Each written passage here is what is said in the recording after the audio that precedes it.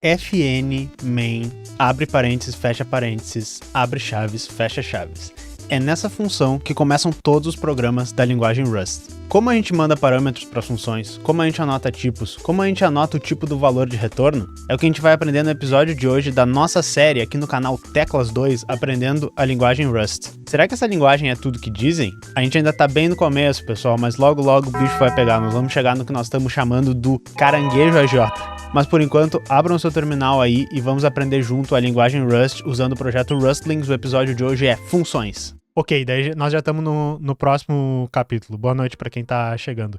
Isso não é o Neovin, é o Temux dentro de um projeto que se chama Cool Retro Term. Eu mostrei ali no início. Que só faz uns terminais bonitinhos, assim. E eu tô usando o Vim normal. O Cassiano ali, né? E aí, filhão, como é que você tá? Acho que o que eles querem dizer é que se tu quiser fazer essa cagada, o jeito certo é redeclarar a variável coagindo ela a ser um tipo novo. Sim, faz sentido. Só que realmente, eu imagino que se tu mandar um código Rust assim pra qualquer pessoa que usa a linguagem há muito tempo revisar, ela vai dizer, cara, pra que tu tá fazendo Shadow, sabe? A não ser que tenha um ótimo motivo pra isso. Ó, enquanto eu tô programando aqui, JV 2077 estava na Assembleia do Sindicato, fazendo aí a boa luta lá de disputa. Você falou de compilador anjo, e hoje que nem isso, o pessoal faz vibe code. Eu não sei se... Refoguei, valeu pelos R$5. Então, esse tipo de compilador ajuda bastante a fazer vibe code, porque, né, pelo menos quando dá o erro do compilador, ele já literalmente tem um tutorial assim, tu precisa resolver desse jeito. Isso resolve o vibe code? Nananina não. Porque erro de lógica, fazer o que a pessoa não pediu, né, programar a coisa errada, não é um erro que o compilador pega, tá ligado? Tu ainda pode fazer o programa fazer várias coisas erradas, mesmo sem ter um erro de sintaxe. Mas ajuda muito, sabe? Tá, vamos ver. Nós estamos nas funções agora, tá? Tem essa função callme, né? Liga pra mim, ou me chama. Tá dizendo não mude essa linha, e ele não encontrou nesse escopo. Tô imaginando que provavelmente não tá definida a função callme. Vamos ver aqui.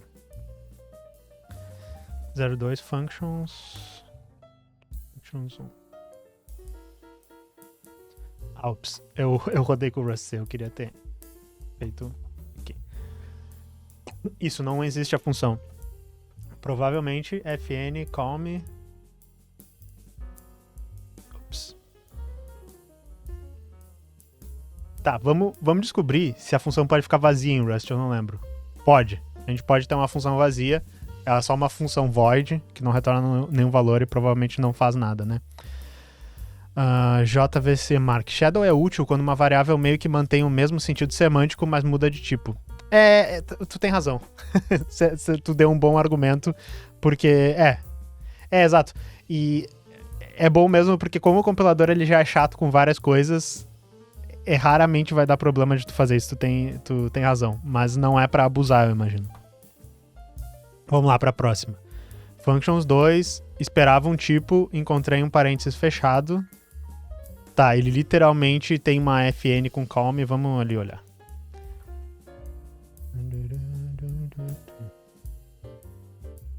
Eu tava no terminal errado, por isso que... o tipo, sim. Esse código, ele literalmente não é Rust válido porque tá faltando o tipo. E ele tá fazendo callme com o número 3, então deveria ser um inteiro de 32 bits. Poderia ser um inteiro de 8 bits, eu não lembro quais tipos o Rust tem. Vamos tentar aqui, vamos tentar ser um pouco criativo. E 8. Funcionou, ó. Então vocês podem botar 1 byte inteiro de 8 bits, é um tipo válido. E daí ele fez o quê? Vamos ler esse código. A função de 1 até 0... 2 pontos, número, então ele faz 0 até o número que tu colocou, ele vai dizer ring, chamando o número tal. Vamos botar 256 e ver o que acontece. Deu um erro. Exatamente, porque eu disse, né, vamos fazer um byte, o valor mais alto que o byte pode comportar é 255. Isso deve funcionar, certo? Não. Não, porque o byte tem sinal. O número mais alto que o byte pode comportar é 127, certo? Certo. 128 já não dá, né? Certo? Certo. Acertou, miserável. Se vocês estão achando assim, o cara é programador, ele não lembra isso. Se tem uma coisa que programador sabe fazer melhor do que programar, é erro de -1, né? Que a gente, N-1. Erros de N-1 são o que a gente faz o tempo inteiro. Qual distro você usa? Não que importe muito agora. Eu uso o Zorin OS. Eu tô usando o Zorin 17 nesse momento. Cassiano disse, sou TI, tudo incluso de um sindicato. Aprendo bastante com você também, curso ciência da computaria. Legal. Massa, Cassiano. Eu gosto de ver o pessoal, eu sempre falo, né, que o público-alvo era pessoas que nem você. Pessoas da computação, que trabalham com TI, que querem se interessar mais pela parte política. Porém, muitas pessoas que não são da parte da computação e da TI e tal, acham legal misturar a tecnologia no papo de política também. É um público que eu não imaginava. O 8, vamos tentar isso aqui, ó. O 8 é unsigned 8 bits. É um número de 8 bits sem sinal. E daí a gente pode botar 255, certo?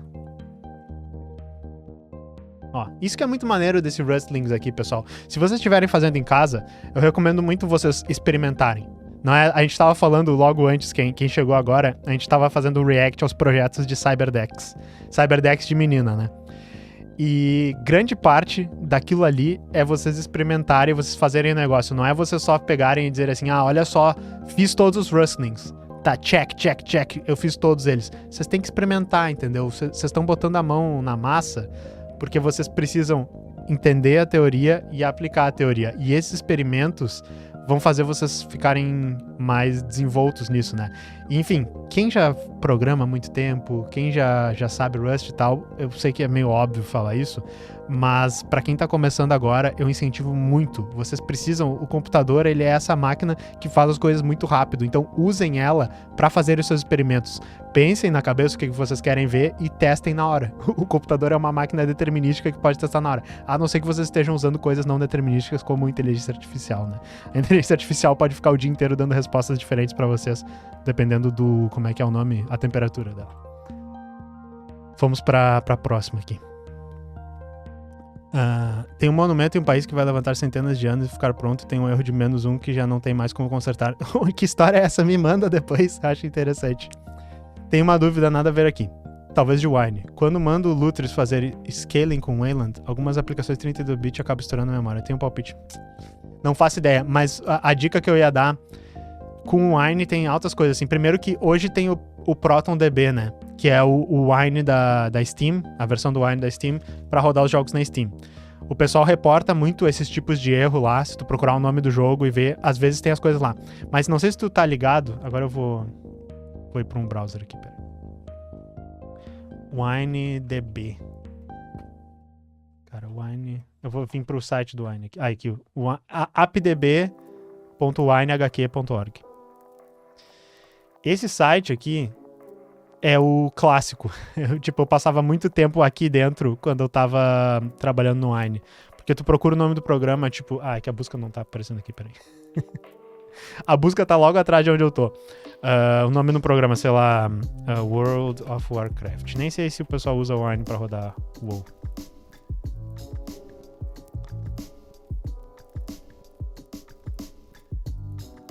Tu, vem aqui e vai ter uma página do World of Warcraft. Aí nessa página, a internet em 2026 tá todas as coisas caindo aos pedaços. Nessa página tem aqui, ó, os testes, ó, a versão 1.13 do WoW rodando na versão 10.6. Pera aí.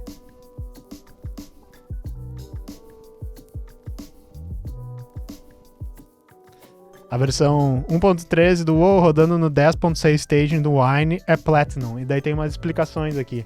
E daí se tu clicar nesse teste, vai ter vários relatos da pessoa que rodou. Daí, como é que eu fiz pra rodar? Teve um workaround? Não teve. O que não funciona? Tudo funciona. Não testei compras e PVP. Qual o hardware da pessoa? E daí tem os outros testes aqui e tem os non-bugs, e daí mostra os bugs que tem abertos contra o WoW, e tem os comentários da pessoa explicando o que é. Esse aqui parece que tá rodando bem. Só que daí tu vai no teu software e dependendo vai ter alguém, ó, dá um erro específico, estoura a memória quando eu faço tal coisa.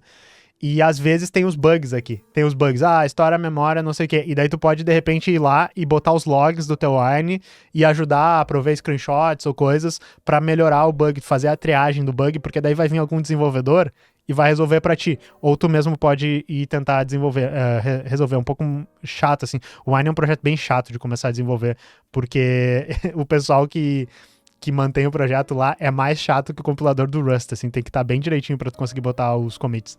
Mas o que eu ia dizer, daí tu pode procurar. E muitas vezes, também, se tu rodar pelo terminal, o programa no Wine, tu vai ver vários fix-me, vários to-dos, assim. É muito engraçado, porque o Wine, ele tem que implementar todas as APIs do Windows de novo, né? E, às vezes, o jogo não precisa de todas as APIs. O jogo só precisa do treco que renderiza gráfico, o treco que faz a conexão com a internet, o treco que pega os inputs lá, assim, vai. O jogo ao todo vai chamar 30 funções do Windows. Desenhar janela, essas coisas, né? Aí, às vezes, o jogo chama centenas de outras funções pra fazer coisas que tu nunca precisa no jogo. Que nunca chega, nunca entra na loja, ele nunca vai chamar as funções que não foram implementadas. Só que daí tu abre o Wine e ele fica assim, fix me, chamou tal função e ela não fez nada. Tudo, esse bug aqui precisa ser corrigido. Ele mostra todas as coisas nos logs e tá funcionando. Só que daí às vezes não funciona. E daí, tipo assim, não renderizou um negócio. Aí tem ali, fix me, função direct 3D, render tal coisa, não tá implementada. Aí tu pega o código do Wine e olha assim, abre, tá vazia a função lá e só tem um log, ó, fix me, essa função não tá implementada. Aí o que tu faz? Tu pega assim, beleza, né? Estrala os teus dedos, crack, vou implementar. Como? Aí é muito foda. Aí tu tem que ler documentação da Microsoft, ler os blogs da Microsoft, ver como é que a função é usada. É muito maneiro, assim, desenvolver pro Wine era muito maneiro. E eu não fiz umas coisas muito complexas na minha época, eu fiz várias funções de input de joysticks. Mas enfim, se vocês usaram algumas coisas de joysticks no Wine, vocês talvez tenham rodado código meu. Mas então essa é a minha tutorial rápido aqui de como debugar o Wine, como descobrir se tem algum workaround. Desculpa, eu tô meio congestionado da rinite aqui. E também, se vocês quiserem corrigir o bug, se vocês quiserem reportar os bugs, dá pra fazer isso. Dá um segundinho que eu vou fazer uma tosse aqui, peraí.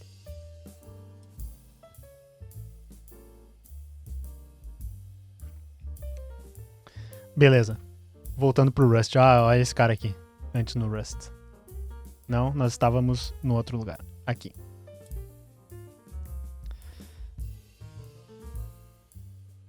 Vou subir lá então. A equipe que está desenvolvendo o jogo quer tentar um port, mas tá uma dificuldade. Se tu conhece o pessoal que desenvolve, o Wine ele tem uma outra coisa, que é ele tem uma maneira de tu compilar nativamente o jogo com as coisas que tem no Windows usando bibliotecas do Wine pra linkar elas. É um negócio meio difícil, mas tu pode usar o Wine como uma lib no Linux e tal. É uma coisa que se o pessoal manja, talvez eles consigam fazer. O Tigrinho Alviverde disse que alguns jogos no CaixOS rodam melhor que o Windows. Eu ouvi o pessoal falando que tem algumas coisas no Windows novo, que principalmente as coisas de IA e as outras funções, que deixam mais lento alguns jogos do que rodando no Linux, sabe? Porque o que é lento no Linux são coisas do pipeline de render, algumas coisas que o sistema operacional tem que fazer numa arquitetura que é diferente do Windows, e daí, sei lá, o Wine não consegue implementar aquilo exatamente, sei lá, de uma maneira que o Windows faz, porque a arquitetura é completamente diferente por baixo, sabe?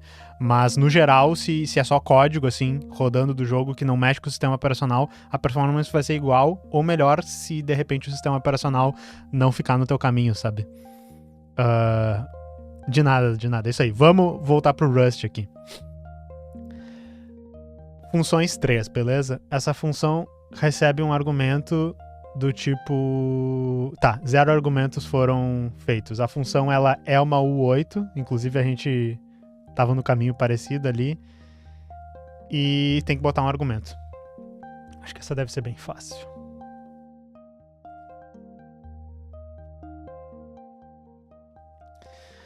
Liga pra mim com o 8 e tá, é a mesma coisa, ele só tá mostrando que tu não pode deixar implícito um parâmetro.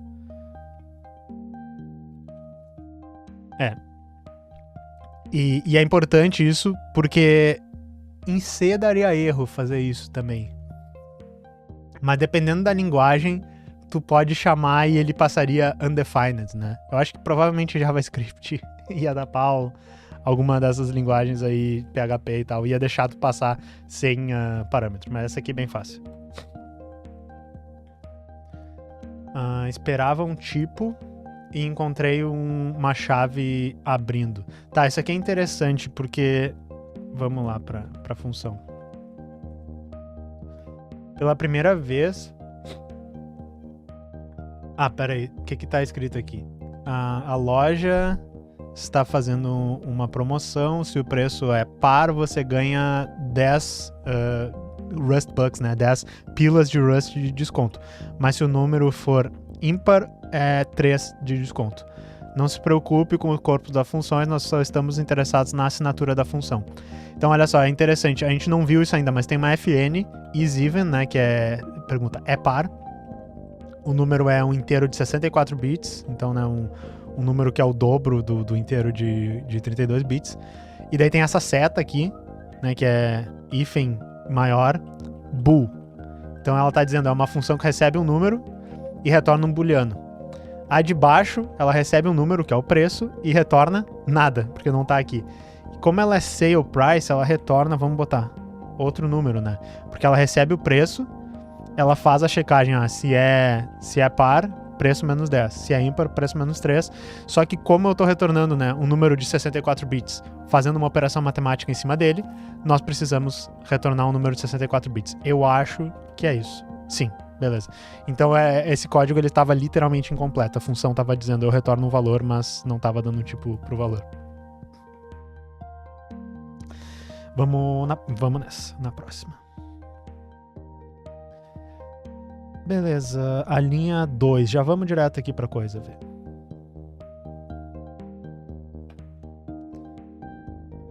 O corpo. A gente tem uma função i32 e ela retorna um i32. E daí a gente chama com o 3. Beleza. Ele faz número vezes o número. Vamos dar uma olhada aqui no erro. Esperava i32 e encontrei nada. Implicitamente retorna nada porque não tem uma expressão de cauda ou uma expressão return. Isso daqui é uma das coisas, isso daqui é uma das outras coisas que é interessante do Rust, tá? Em C, todas as funções precisam retornar explicitamente, né? Então isso aqui é o código mais estilo C. Que funciona, ó, vocês veem, ele funcionou, ele disse exercício está pronto. Porém, ele deu um warning. Ele disse assim, você não precisava botar o return aqui, você pode fazer. E assim, eu ainda não fiquei super convencido de que isso é a melhor sintaxe de todas. Mas se você não tiver o fim de linha aqui, o ponto e vírgula, ele implicitamente faz o retorno. Isso é maneiro porque quando a função é literalmente uma função matemática, tu pode só escrever o cálculo e não precisa ficar com um return ali, que é uma coisa tipo a mais, assim, que meio que te enche o saco. Porém, o que é ruim é porque é legal pelo menos tu ter um return explícito em algum lugar, porque daí quando a função é maior, tu meio que vê onde é que ela acaba e daí tu não fica tentada, por exemplo, sei lá, adicionar código aqui pra baixo porque tu achou que ela tava fazendo uma coisa natural ali, sei lá. Mas, enfim, um código bem estruturado, Rust, não deveria ter múltiplas returns na função, não deveria ter funções gigantes, então isso é legal, é uma maneira de enxugar um pouco o código e deixar ele bonitinho. Legal. Deixa eu ver aqui, Yuji disse, Teclas, qual funcionalidade do Rust tu acha que mais seria útil ou legal na sua programação do dia a dia? Cara, eu não sei direito, eu queria muito começar a fazer uns projetos maiores com Rust, tá? Porque... O que eu entendo, o que eu acho muito legal é que, nem eu disse, quem tava aqui um pouquinho antes, eu comecei a mostrar assim, em C, isso aqui funcionaria diferente. Ele não ia dar esse warning, ou ele ia deixar tu fazer essa cagada. O Rust não deixa. Eu gosto muito de, que nem eu disse, eu programei um tempo em C, tipo, na faculdade, uns 2 anos, eu trabalhei 1 ano mais ou menos em alguns projetos de software livre que usavam C, né? E é muito legal ter um compilador chatíssimo e que não deixa tu fazer um monte de cagada, que são erros de acesso de memória, erro que, sei lá, tu muda o tipo da variável, esse tipo de coisa, e o C deixa tu fazer muito esse tipo de coisa. Daí o pessoal foi criando com o tempo várias linguagens que foram melhorando isso, né? Em certos aspectos, C++ melhora. Eu não gosto muito de C++. Eu acho que complica pra caralho. Eu não entendo muito as últimas coisas do C++ em 2026 e tal. Eu sei que tá melhorando, mas essa coisa que todo mundo fala, que é super chato, que te obriga a programar de uma maneira que é melhor com relação ao acesso de memória e organização do código, eu gosto bastante. Então isso poderia me ajudar em várias coisas, só que eu não uso Rust no meu dia a dia pra saber. Eu acho que eu ia saber melhor se eu começasse a fazer uns projetos grandes em Rust, assim.